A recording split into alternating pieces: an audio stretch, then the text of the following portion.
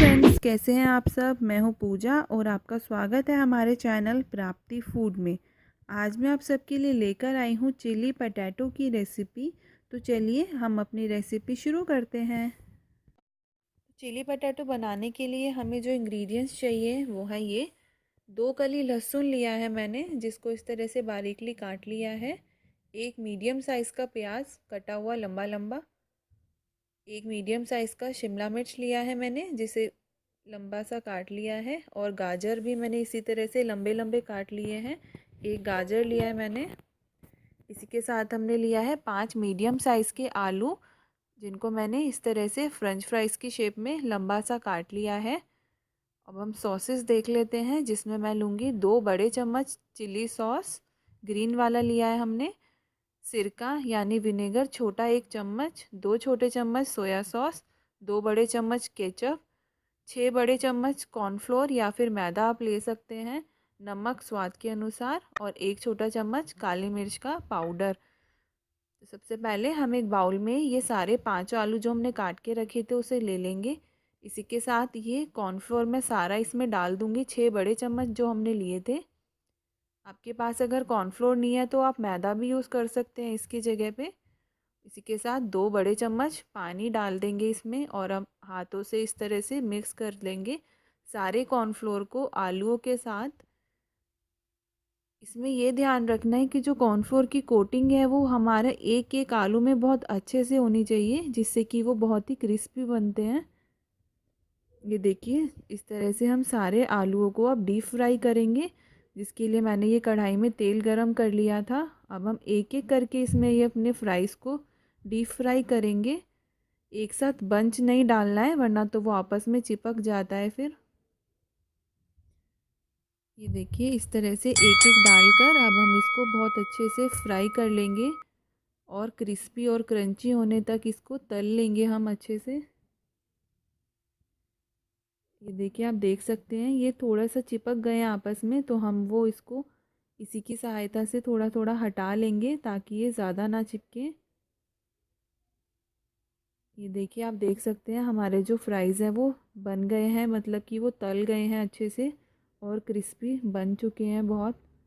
अब हम इन्हें एक प्लेट में निकाल लेंगे और इसी तरह से अपने बाकी जो हमारे आलू बचे थे इनको भी इसी तरह से हम अच्छे से कोटिंग करके कॉर्नफ्लोर की डीप फ्राई कर लेंगे।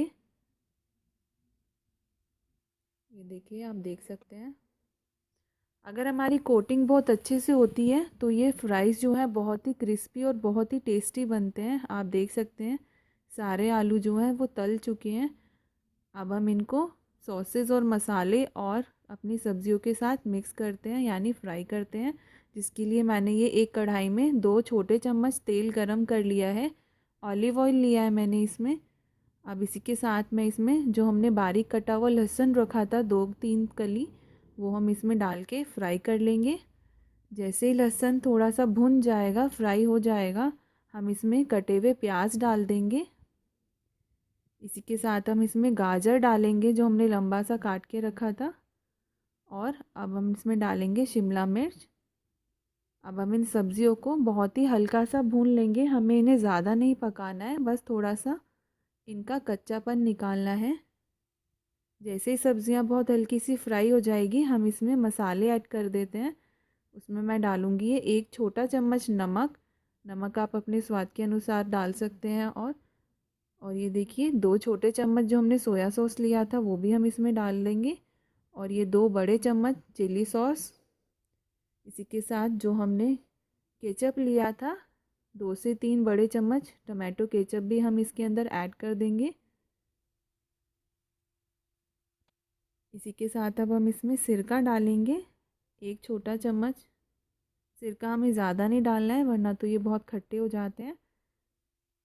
ये देखिए, अब हम इन्हें मिक्स कर लेंगे सारे सॉसेस को और सब्जियों को अच्छे से। हमें इन्हें ज़्यादा नहीं पकाना है, बस सिर्फ थोड़ा सा मिक्स करना है और आधे मिनट के लिए ही इसको पकाना है, बस ज़्यादा नहीं।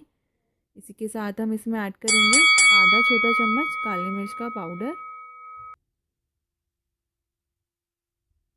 और अब हम इन्हें मिक्स कर लेंगे मसालों को और सॉसेस को। अब हम इसमें ऐड करेंगे आलू जो हमने अभी तल कर रखे थे। देखिए सारे आलू मैंने इसमें डाल दिए हैं और अब हम इसे बहुत अच्छे से सॉसेस को और आलू को मिक्स करेंगे। आप देख सकते हैं चिली पटैटो बनकर तैयार है लगभग। इन्हें बनाना घर में बहुत ही आसान है और ये बहुत जल्दी बनकर तैयार होते हैं। तो आप इसे किसी भी पार्टी में बना सकते हैं, बच्चे का बर्थडे हो या फिर कुछ भी ओकेज़न पर हम इसे बहुत जल्दी बनाकर तैयार कर सकते हैं। ये देखिए आप देख सकते हैं हमारे चिली पटैटो रेडी हैं और बहुत ही टेस्टी और डिलीशियस हैं। ये देखिए जूसी और क्रंची चिली पटैटो बनकर तैयार है। तो अब हम इन्हें सर्व करेंगे। सर्व करने के लिए मैंने ये एक प्लेट लिया है, उसमें ये सारे पटैटोज़ मैं निकाल लूँगी।